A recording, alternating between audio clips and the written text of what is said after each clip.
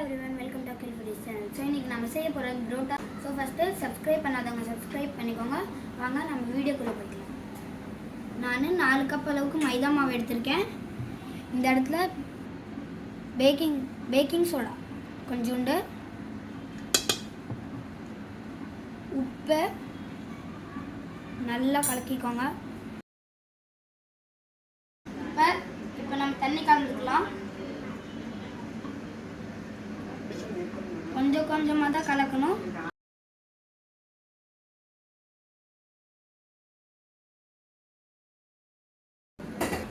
இதே தடவை பசங்களுக்கு சமையல கற்றுத்தாச்சு.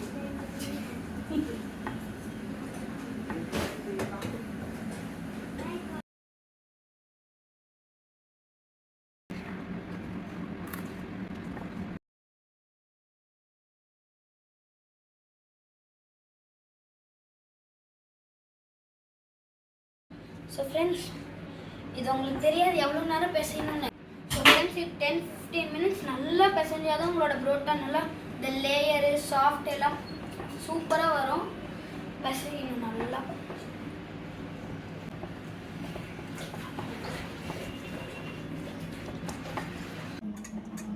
ஃப்ரெண்ட்ஸ், இது இப்படி பண்ணாலும் கையில் ஒட்டாத மாதிரி நல்லா பிசைஞ்சுக்கோங்க.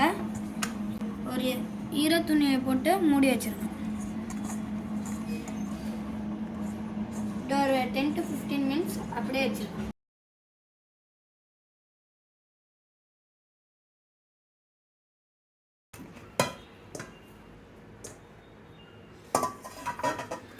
நல்லா இப்படி இழுத்து விடுங்க. அப்பதான் உங்களோட புரோட்டா நல்லா சாஃப்டா வரும். எவ்வளோ இழுக்கிறீங்களோ.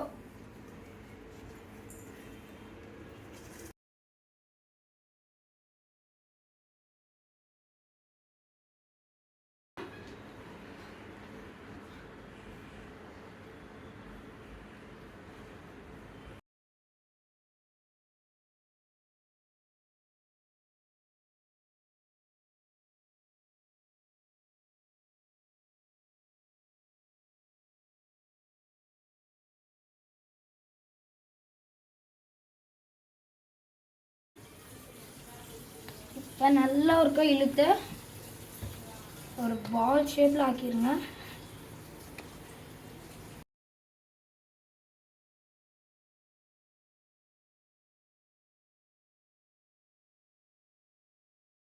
இதை 2 மணி நேரம் ஊற விட்டுருங்க.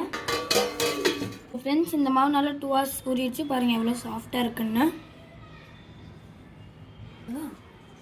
ஸோ ஃப்ரெண்ட்ஸ், இதை வாங்க நம்மளோட இடத்துல போட்டு நல்லா ஒரு 2 தேய்ச்சிட்டு, ஸோ ஃப்ரெண்ட்ஸ் இதை வாங்க பால் ஆக்கிடலாம்.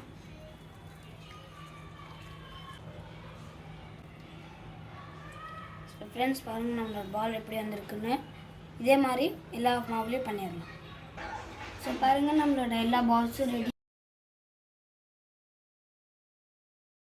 இதை கொஞ்சோண்டு எண்ணெய் ஊற்றி 15 மினிட்ஸ் ஊற விட்டுருங்க.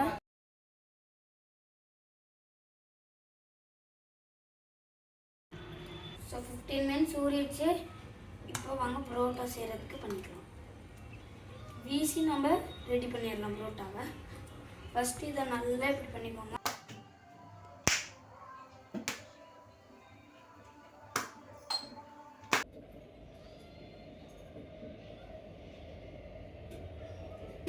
ஃப்ரெண்ட்ஸ், பாருங்கள் எப்படி இருக்குன்னு.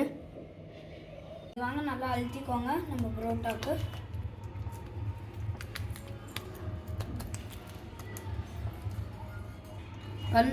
இப்போ நம்ம சூடான கல்லை இதை போட்டுருங்க. இப்போ எண்ணெய் ஊற்றிக்கோங்க.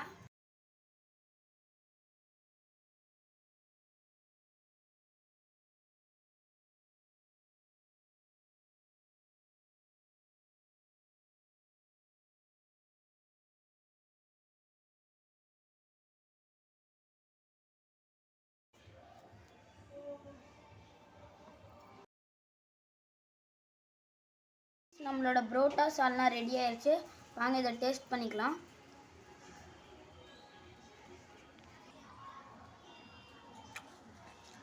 ரொம்ப சூப்பராக இருக்குது. இந்த வீடியோக்கு லைக் பண்ணுங்கள், ஷேர் பண்ணுங்கள், சப்ஸ்கிரைப் பண்ணுங்கள்.